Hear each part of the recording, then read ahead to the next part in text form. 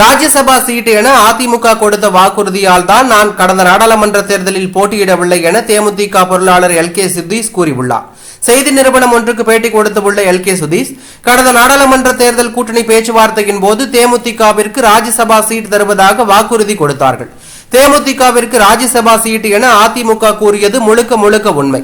நேரம் வரும்போது அனைத்தையும் கூறுவேன். ராஜ்யசபா சீட் என அதிமுக கொடுத்த வாக்குறுதியால் தான் நான் கடந்த நாடாளுமன்ற தேர்தலில் போட்டியிடவில்லை.